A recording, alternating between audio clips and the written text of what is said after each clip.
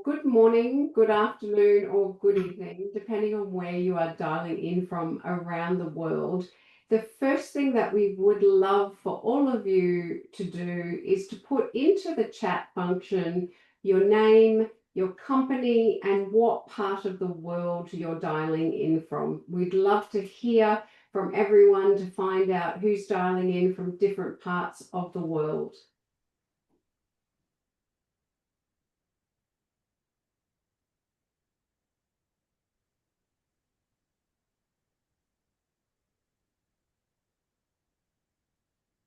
So we have Singapore. Hello, Wiki. We have Germany. Obviously, we have China. We have Australia, the Netherlands, Vietnam. It's fantastic to see. We have such a great global network. And so for those who've just dialed in, please pop into the chat your name, the company that you work for, and what part of this fabulous world you're dialing in from. The VDMA, welcome.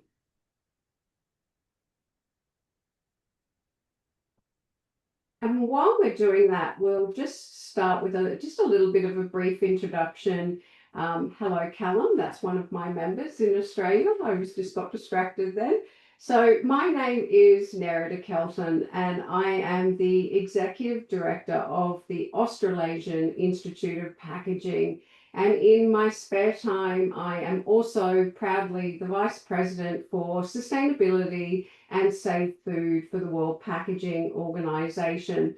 And as a partner of Messe Düsseldorf, we are really proud of the relationship that we have with not only Messe Düsseldorf in Germany, but also in China and in the Middle East and Africa. And we have such a great relationship. We support not only Interpack, we support Pack Process MIA, and we also support SWAP. And so today is really about getting everyone excited about not only what's happening in the industry in China and finding out what's happening and how big it is and all of those things, but also to get all of you that live in China or in the region to come and join us at SWAP. We would love for all of you to come and join us. It will be my first time to attend SWAP, so I really encourage all of you to come with us. The World Packaging Organization also has 3 member associations in China, and 2 of them we're really proud to have with us today. And so we have Jasper Liu, and he's from CEPI, and we also have Yanni representing Mr. Han from CPF. And we're so excited because this year at SWAP, we're going to be there together. And so the 3 associations will be there in the International Pavilion. And again, please come and join us, meet CEPI, meet CPF, and find out how you can participate in both of these fantastic organizations. And so I'd like to now introduce the brilliant panel that we have today. And I'm going to start by sending an apology for Mr. Han. And Mr. Han is the Vice President and Secretary General of the China Packaging Federation. And unfortunately, he is unavailable to participate, but we have Yanni as his stand-in. And so Yanni has all of the answers for all of the questions that we're going to ask Mr. Han tonight. So thank you, Yanni, for joining us. We also have Merci Therese, and she is the General Manager for Mosca Direct in Shanghai. Welcome, Merci. We have Jasper Liu, and Jasper and I are great colleagues from the World Packaging Organization. He's the Assistant Director of the Department of Scientific Research Project in the China National Export Commodities Packaging Research Institute, or as we know them, CEPI, because it's very long-winded. We also have Mr. Ma, the Managing Director of Greater China Group Multivac Shanghai. Welcome, Mr. Ma. And we also have Larry Chen, who's the Senior Project Director for Messe Düsseldorf Shanghai. So with all those introductions, we have some questions that we're going to ask the panel. If any of the attendees would also like to ask questions, please pop them in the chat. And if we have time at the end, we will answer them. If we do run out of time, we promise that we will answer them offline for everyone. And so my first question is to Mr. Han, and that's through Yanni. Yanni, China has one of the largest packaging industries in the world. And my question to you is how big is it really? And how many people does it employ?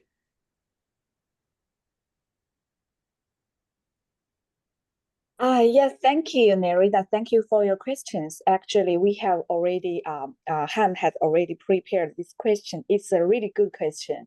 Actually, China's packaging industry is very large in the world, we all know. And actually, it's very difficult for us to collect the accurate statistics about the number of the employment. But we can give you some information and you can think about that. Actually, there are 19,000 enterprises above a designed size. I mean, enterprises with an annual output of over 10 million RMB. And we have around 200,000 enterprises in total in Chinese market. And so we think there would probably more than 5 million employees in the Chinese packaging industry about the employers. So that's the answer. Thank you so much for that. And I'm going to stay with you, Yanni, with a second question, and then I'm going to also invite Mercy to answer this as well. Yanni, China really is at the forefront of global production, particularly in paper and plastic packaging. And I'm just wondering, do you know what the volumes really are on what's produced locally in China for both paper and plastic? And also what type of packaging, plastic packaging, is being used in the region? Yeah, thank you, Nerida. Actually, the top three types of the packaging areas, they are plastics and carton and the metal. These are the top three. And the cumulative output of the box board reached nearly 50,000 and oh no, sorry, 50,000.9 million tons nearly per year, and the cumulative output of the paper products reached nearly 74 million tons, and among which the cumulative output of corrugated boxes reached 29 million tons, and the cumulative output of the plastic film reached 17 million tons, and the plastic packaging used is mainly plastic film. And we got this statistics information from our China National Statistics Agency. Right. That's incredible figures. They're massive volumes, and certainly it just points Yeah. to the fact that it's such a big industry in the region. Mercy, obviously coming from a different side of the industry, I'm really keen to ask you the same question about plastic and what does that look like for you in the region? Okay, thank you, Nerida. So I think this is an interesting question for the end-of-line packaging as we offer, as we do really see some developments on the Chinese market. So first of all, when we talk about end-of-line packaging, in our case, we talk about strapping and wrapping machines. So those are two different types of consumables. For the strapping solutions, the most common used plastic is the polypropylene or PP strap, which is particularly suitable for strapping packages or cartons. Here we see a trend on the Chinese market on material reduction, which is quite interesting. This means a thinner strap for the same application. This, of course, reduces costs and improves sustainability. We at Mosca are also following this trend, but we think we should always look at the total performance of the system, because I mean, if you have at the end a damaged or lost product due to the packaging, even though the packaging is very sustainable, then at the end you have the less sustainable solution, right? So on the strapping side, we also use polyester, PET strap, of course. This one is made 100% out of recycled plastic bottles. And it's the most used for the palletized low safety. Okay, we also see interesting some demand on paper strap, right? But this one, we see it's mainly driven through end customer requirements. We think it looks sustainable, right? But at the end, if we look into the life cycle of the paper strap, we really can see it uses a lot of water and energy in an intensive way. So we could discuss about the sustainability of paper strap, right? On the other side, very shortly, for the wrapping machines, we use wrapping film, of course, for not only for load securing, but also for dust and rain protection. Here, what we see in China is still a lot of manual or low performance wrapping machines. So again, if we look into the total performance of the packaging process, here's the pre-stretch level of the film, very important. This means, for example, for Moscow, we can achieve a 400% pre-stretch level. This means out of 1 meter plastic film, we achieve 5 meters. Right? So again, it's not only about the material, the plastic or the paper, but also its performance in the whole packaging, right? So this is why we see as a system provider and the combination of the machine, the consumable, also the data management, which is getting more and more important and which I will talk later about it. This, we think it's crucial for the customers to achieve the performance and sustainable goals. Yeah, it is interesting. There's so much happening particularly in your area, with reduction, with recycled content, and trying to have that lighter solution. And it's interesting when you talk about the paper solution. I think we will encourage everyone to come to SWAP and to come to our Save Food Forum so we can discuss that in a little bit more detail in the sustainability session, that's for sure. Now, I'm going to jump back to Yanni. And Yanni, I have another question for you on the packaging industry in China. One of the things that I found really interesting was that it's in fact the world's largest e-commerce ecosystem, with parcel volumes reaching 175 billion units in 2024, which is just mind-blowing. So my question to you is, what is driving the e-commerce industry in China? And obviously China is supporting the world with e-commerce. And I'm going to then talk to Jasper about some new innovations in e-commerce. So Yanni, what do you think is driving e-commerce at the moment?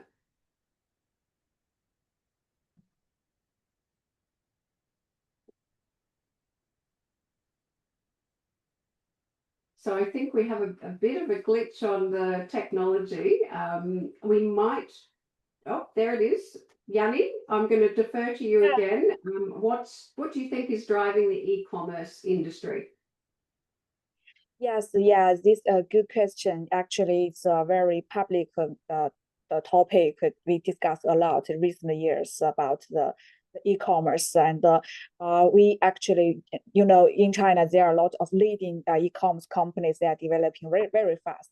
So we think what is the reason for the e-commerce industry drivers is the fast and the convenience they brought to us, especially the express packaging. So do you want me to carry on this topic? If you have a little bit more to say, of course. Yes, we would like to share you more about this topic, about the e-commerce. And talking about e-commerce, our packaging most related is the express packaging. And actually, we have, involved a lot our energy to develop the green packaging in express packaging because they use a lot of cartons and use a lot of packaging materials. And so we also are developing some manufacturing standards to help this express packaging industry to grow healthy and grow well. And there is a national agency in China. They are much more powerful than us to government to support the express packaging industry. There are the state ministries and commissions, the Ministry of Posts and Telecommunications. I think maybe you have ever heard that. Actually, they govern the express packaging to develop healthily, and they promote some industrial innovation and the technologies things, and to support the express packaging.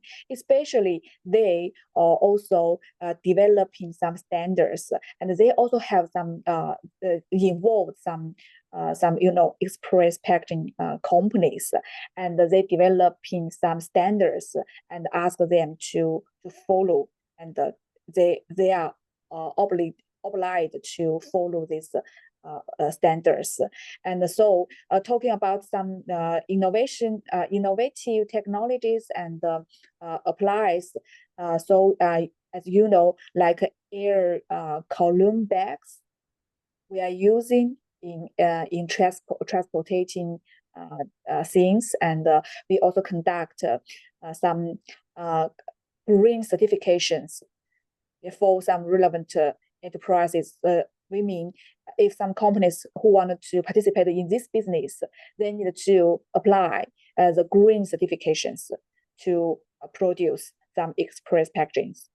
Yeah, and I think it's really interesting that you are now looking at government certifications and standards in the industry, because then they can push through to other countries as well in the region. So it's great that you're starting to have those standardizations. Jasper, I'm going to come over to you, and you're an expert in this space as well, and I'm really keen to understand from you, what are you seeing in this area? Like, what exciting new designs are coming through for e-commerce and packaging in this space? Okay. Thank you, Nerida. Thank you, Yanni. In my opinion, I think in the e-commerce packaging area, reusable circulating carton is the key point of our efforts. One of China's largest e-commerce logistics operator has introduced a tape-free carton that can be reused more than 20 times, and is now already routinely deployed in nearly 30 cities. Another logistics operator has created a similar tape-free design carton, but the material is funny. It's made from straw and corn cob residues, which can be reused for 50 cycles.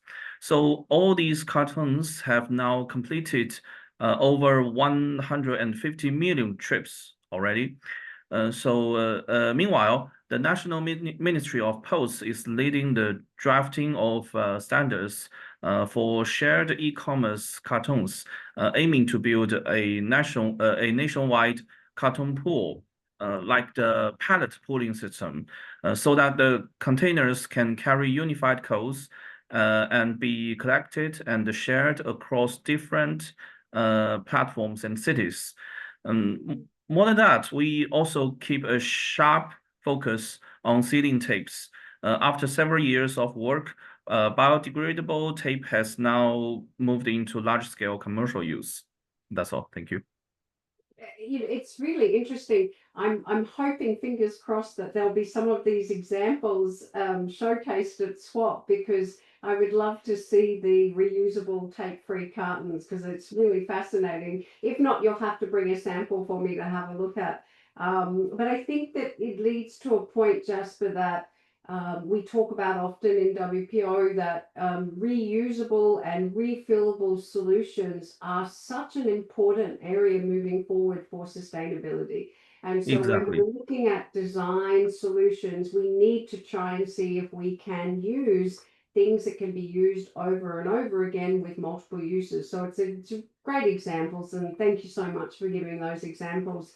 I'm going to stay with you for a moment, and then I'm going to bring Larry into the conversation. I'm also interested, Jasper, about the food and beverage industry and what's happening in this industry in China, and what are some of the trends that you're seeing in food and beverage. And I'll start with you, Jasper, and then we'll invite Larry in. Okay, thank you. Actually, after your question, I have checked some of the industrial reports, and yes, the food and beverage is the largest packaging consuming sector in China, followed by pharmaceuticals, personal care, and industrial and chemical products. So when we talk about the trends of food and beverage packaging, I think we can talk about that in on two sides. On the functionality side, I think active and intelligent packaging are gaining around.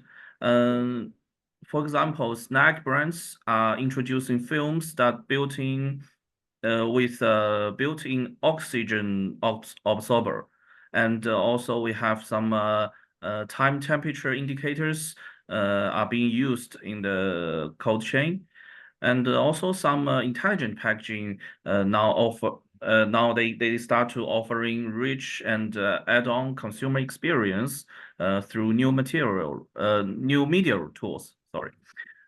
Meanwhile, the sustainability remains an important issue for us. Lightweighting and recyclability are leading the way. Material reduction designs are being embraced by more brands like Nestle and Coca-Cola, and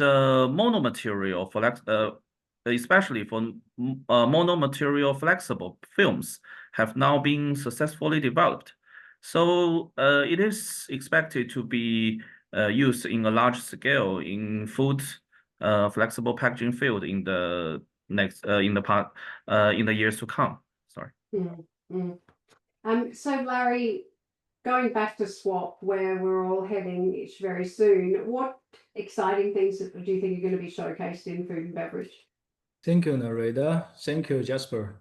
You know, as the Alliance Show of Interpack, SWAP also have a strong focus on the food and the beverage sector.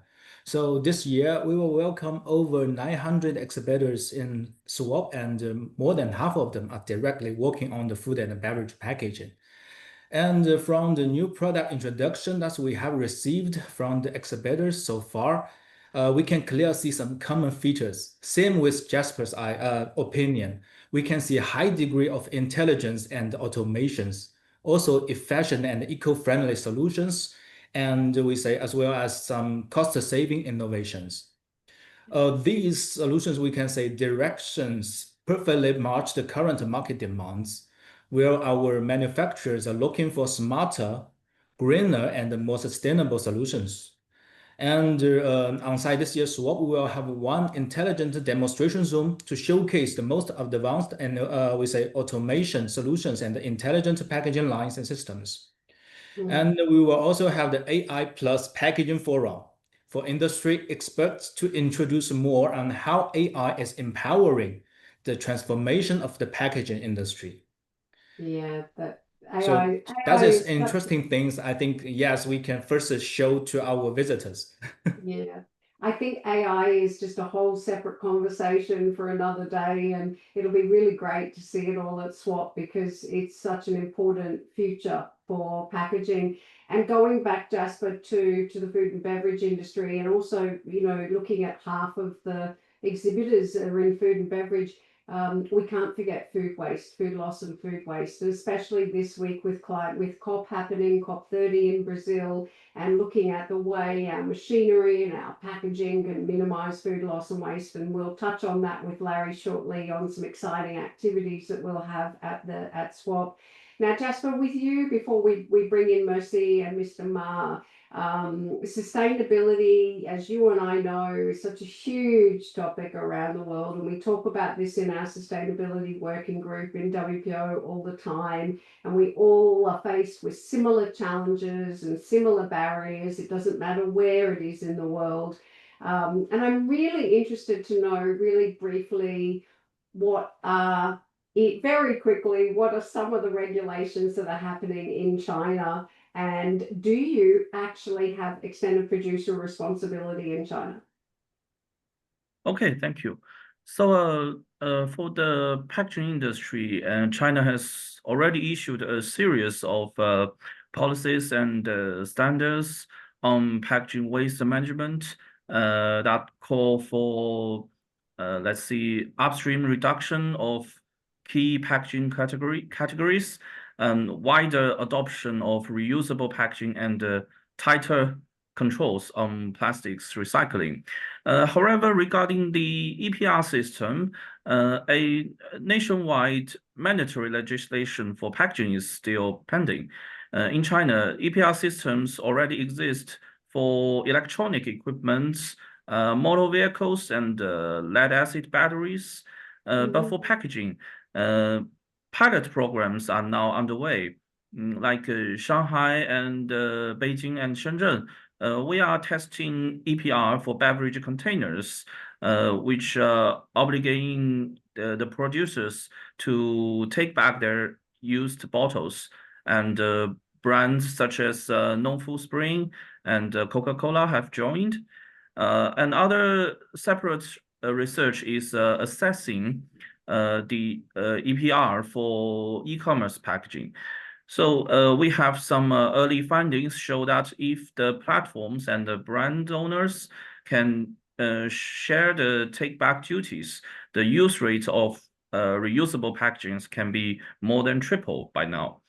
So although packaging EPR is not yet established, the policy direction is clear. Thank you. Yeah. And I think that's excellent, because that is the small steps that we need to create the impact in China. Is we need to see more pilot programs and more regional programs happening, and starting with something as important as container deposit schemes is very important, so that we can get that material back and we can put it back into recycled content to put back into packaging. And so, Mercy and Mr. Ma, you've been patiently waiting for the next questions, which are going to be directed to you. And I'm going to start with Mercy. What are the key challenges that you think companies face in China right now? Thank you. So I will repeat some of the arguments, but I found it interesting that we are really talking about the same topics. It's really a good thing. So from our perspective in packaging solutions, companies in China are navigating like the perfect storm of challenges between a very competitive present and a demanding future. So the main challenges that we see in China are three. So as Larry already said, like the cost part, automation, and sustainability. So first, the reality is China has an intense low-cost competition. So this is sometimes a challenge for foreign companies as Mosca, as we used to focus on other characteristics like quality or performance. But at the same time, it also helps us to rethink our products and processes in order to remain competitive, not only in China, but all around the world, right? So second one, and related to the first one, we see a higher demand on automation. This is for sure. China is moving from a cost-centered to a high quality and high innovation market. And this demand on automation helps innovations. And we are quite sure at SWAP, we will see some of those innovations, and this is the best place to see them, right? And last, the increased sustainability requirements. both for inland and export businesses as Chinese companies move forward to other markets, especially to the European one. They face different and sometimes stronger regulations for sustainability. But also inside China, the sustainability requirements are growing and have become a goal for the country. So for us, China remains the most competitive market. And we see these challenges as opportunities that will help us also to be prepared for the rest of the markets. And you have to be competitive in China to be able to be competitive in the rest of the world. But it's such a great point, Mercy, that you made, that, you know, you really have to understand the market that you're bringing your business into. So Moscow coming into China and really understanding that market and what the demands of that market are, and adapting, whether it's a material or a machinery, to suit the needs of that country. And I think that's something sometimes people forget when they want to bring, you know, a brand or machinery into that country. And so I think, Mr. Ma, Multivac, we don't have to tell everyone who Multivac is. You're a world leading organization. I get excited about everything you do, particularly in food loss and waste and preservation and shelf life. But what do you see are the challenges, particularly for China? Thank you, Nerida. Thank you for this question. To be honest, this is also the questions I'm trying to convey to the headquarters of Multivac. From our perspective, I think there are three challenges we are facing. The first one would be the demand for local, or say China CB 2.0. The expectation for rapid innovation and the time to market is getting more and more intensive than ever. It's no longer just about the faster production, but also about the agile response to shifting consumer trends, supply chain reconfiguration, and of course, smart data-driven manufacturing. Companies are under pressure to be faster and smarter simultaneously. This is the first challenge we are seeing now. The second one would be the very deep demand of deep localization. The one-size-fits-all global strategy is already past. Success now requires more like deeply tailor-made approaches, not just the language and marketing, but also in production. I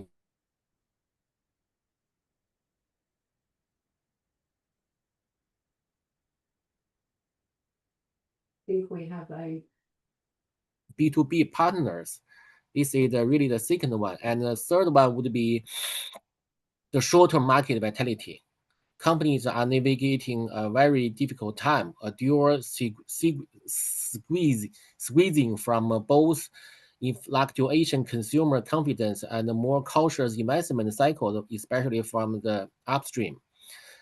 This creates a wait and see attitude or present status quo, demanding extreme operational efficiency and also the ability to prove a clear and rapid return on investment for every project. So very cautious at this moment.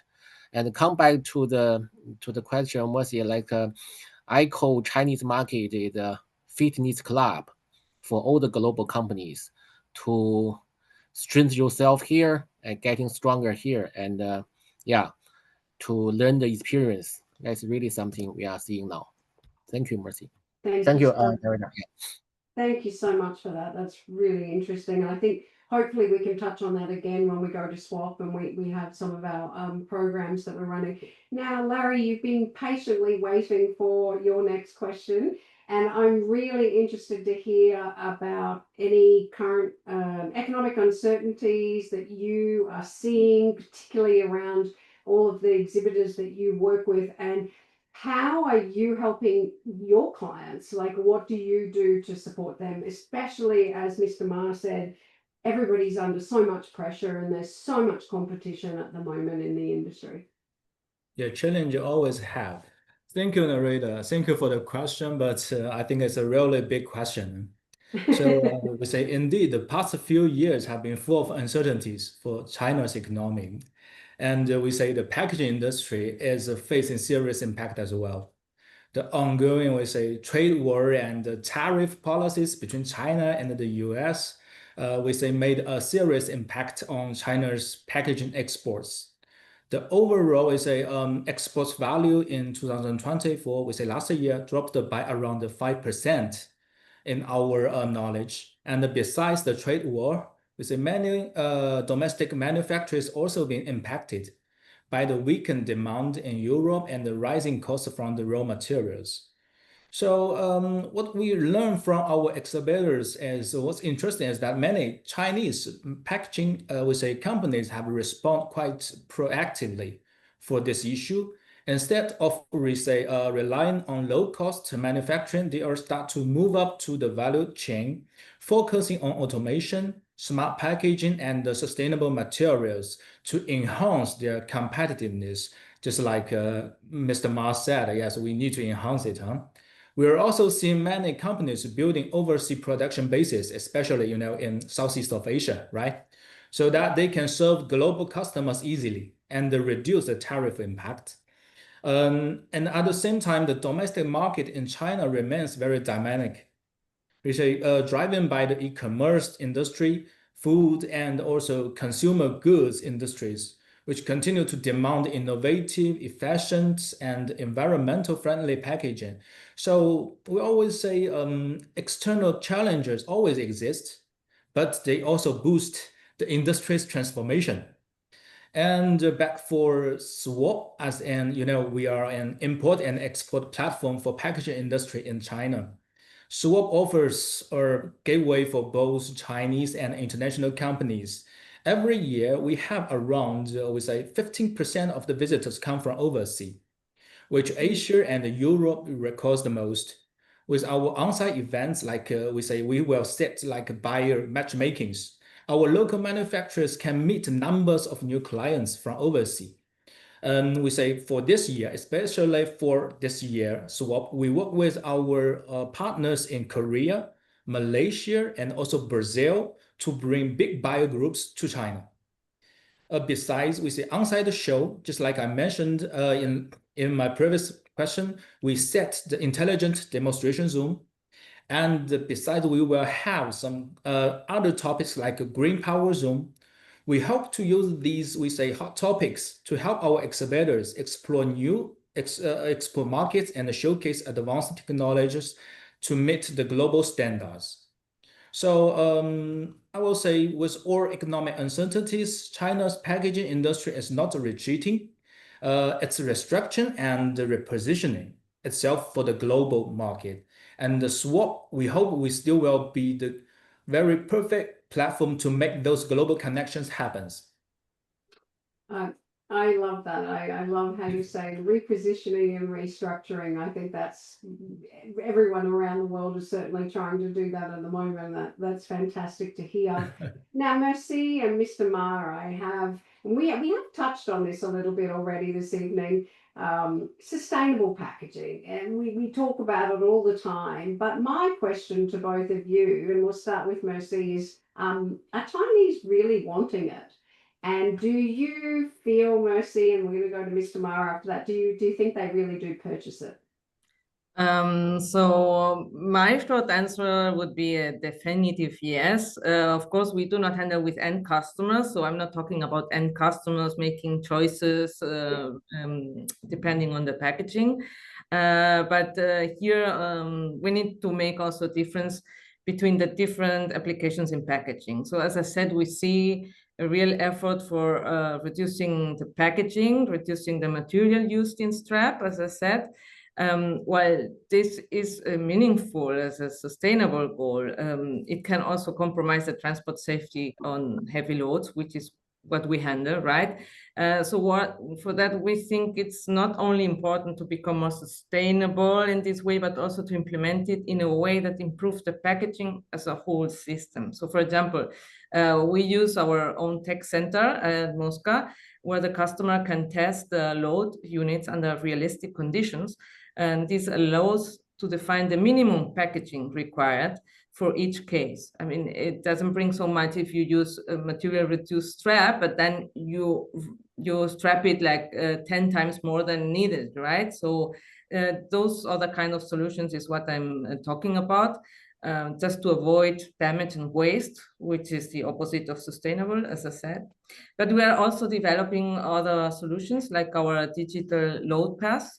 So here I'm very happy. I don't know if I should explain more about it because actually we submitted it for the Sustainable Design Award from Safe Food at SWAP.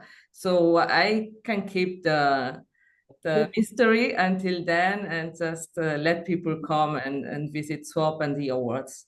So for us, there is still a way to go on sustainable solutions, not only on the material side. Yeah, and I think that let's keep that a secret for everyone, and they'll have to come and visit your stand at SWAP. And now, Mr. Ma, the same question to you. What are you seeing in terms of sustainable packaging in your area?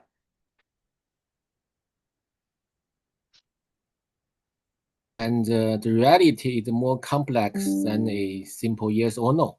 Basing on what we have observed so far, we do see a powerful evolving trend that we described as a conditional sustainability. First one, it is a tiebreaker, not a primary driver. For most consumers, the core decision is still price, convenient, and brand. But when those are equal, the sustainable option is increasingly the winner.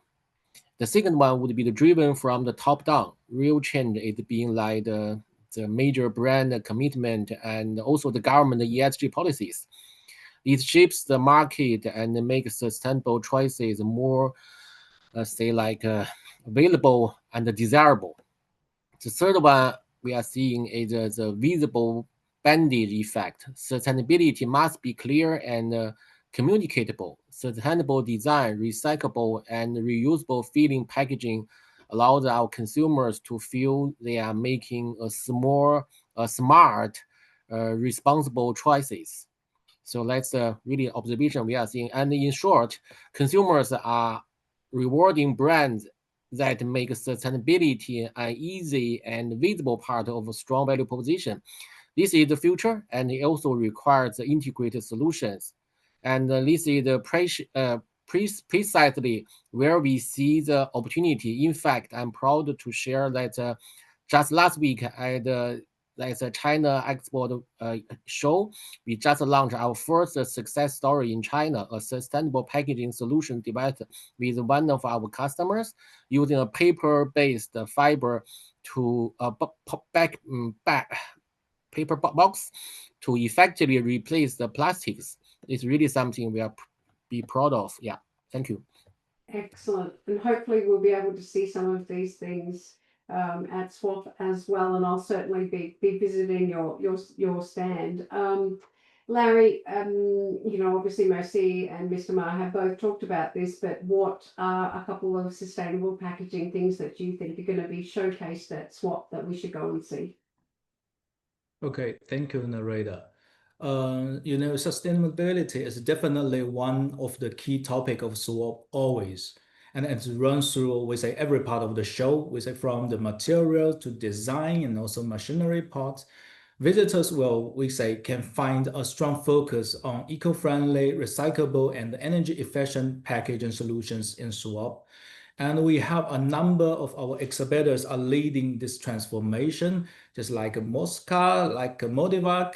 They are, as our key exhibitors, just like I said, they are already representing the standard and the concept of sustainable packaging in, packaging sector.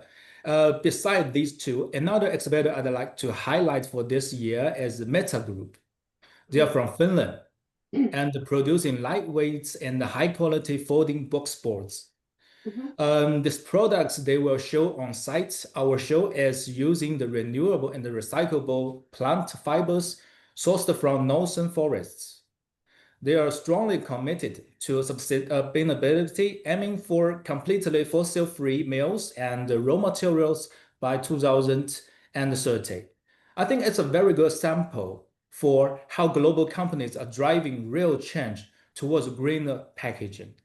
So besides the exhibitors, we'll once again hold the Sustainability Design Awards, just like Mercy said, on site together with our Safe Food Forum in order to highlight the outstanding cases of green packaging innovation. We are confident Swap this year will be the ideal place to experience how sustainability is shaping the future of packaging. Excellent. And it comes to my next question, which is back to CEPI and CPF, to Yanni and Jasper. Food loss and waste is such a really important area when we're talking about environmental impacts, we're talking about carbon footprints, and the role that packaging plays in that. And I'll start with Yanni and then Jasper. Are you seeing, Yanni, are you seeing any regulations or targets or policies in this area? Okay, you can hear me, right? Yes, we can. Okay, talking about the food loss and the waste targets and policies, yeah, we actually we have already done a lot of work on this part. You know, in China, there are very big two leading fast food delivery platform. One is Are You Hungry, belong to Alibaba Group, and another is the Meituan Group. And these two platforms, they nearly dominate most of the restaurants who can deliver the fast food. And actually in the past nearly 10 years, and China Packaging Federation had already worked together, work closely with Alibaba Groups and Meituan Group. And we developed a value chain work systems like China Packaging Federation and the fast food delivery platform and the restaurants and the packaging companies. We four stakeholders work together and to design some stories, successful stories, like how to design safe food packagings and how to inspire the restaurants to promote some safe food benefits to the fast consumers. I give you examples. For example, during like a Christmas, like a Chinese some holidays or some festivals, and we work together with these restaurants and platforms, and we give you some questions about how to save food and how to protect the environment. And if you can answer the question correctly, and you can get free food. So this kind of some activities, and we also design some standards and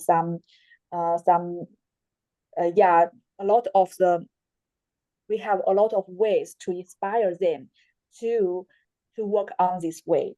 And you know, there is also another group. They are the high school and university union, and we China Packaging Federation also work together with them and to encourage the students, high school students, and to save food.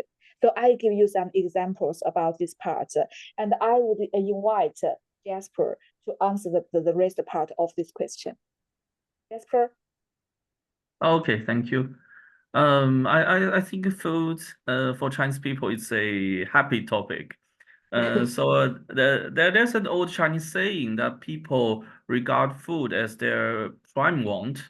So China is a long-standing farming civilization. We always valued food and has built a unique food culture around it. I mean, not long ago, our technocrats even made roasted chicken wings and beefsteak in the Chinese space station.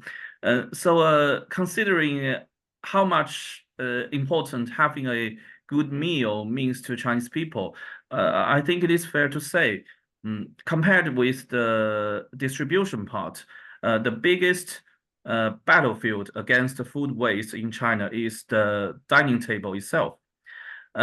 So in 2021, China has passed the anti-food waste law, which is one of the few statutes in the world devoted specifically to curbing food waste. The government also has also issued some mandatory canteen management rules for state-owned enterprises and government offices.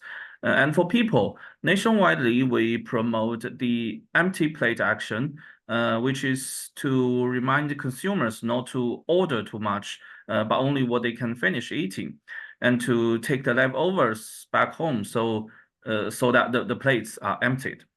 And for packaging, while the anti-food waste law focuses on catering and consumption, it also encourages appropriate packaging technologies that which can extend its shelf life, which gives our industry a clear policy guidance.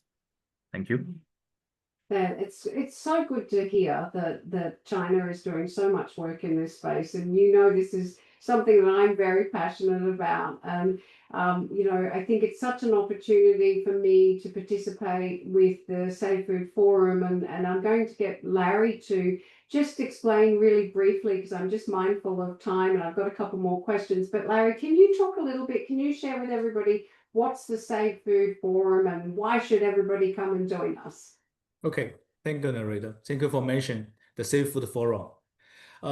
First, I need to thank you, Jasper, for giving me quite some information for the policies parts in China, and for Safe Food Forum as one of the key events held during SWOP every year. Its main goal is to promote food loss and waste reduction through innovative packaging solutions. So we are in the same concept. This year, first I need to say many thanks to the full support from WPO, as well as the Food and Agriculture Organization of the United Nations, and also the United Nations Industrial Development Organizations. This year's forum will once again with a gathering experts and representatives from government agencies, institutions, food manufacturers and packaging companies to exchange ideas how smarter, safer, and more sustainable packaging can help protect food throughout the supply chain. We say from field to table. We will talk about sustainable packaging innovation technologies, global packaging design for recycling guides, and other key topics like carbon reduction through materials innovation and intelligent packaging that extends product life and minimize the waste. So, we say one of the highlights in the forum will be the Safe Food Design Awards, and we just talk about the Sustainability Design Awards China. We want to recognize outstanding packaging design that extend the shelf life, reduce waste, and promote recycling. We believe packaging plays a crucial role as a silent hero in food protection. By improving storage, transportation, and freshness monitoring, it will directly contribute to global sustainable goals. Thank you. Excellent. And it's on the 25th of November, the Safe Food Forum. It will be from about 1 o'clock in the afternoon or 1:30 in the afternoon. There'll be some marketing and banners promoting that in the next week or so. We have a fabulous lineup of speakers, and we really encourage you to come. We have 3 panel discussions. We're talking about everything from sustainability to design to food loss and waste to launching a very exciting project that we've got with Jasper, with CEPI and CPF. So please come and join us. And just finishing off this topic, Mr. Ma, I know so much about the Multivac story, and you do such a remarkable job in food loss and waste. And so for me, my question to you is why as a business is this so important to Multivac?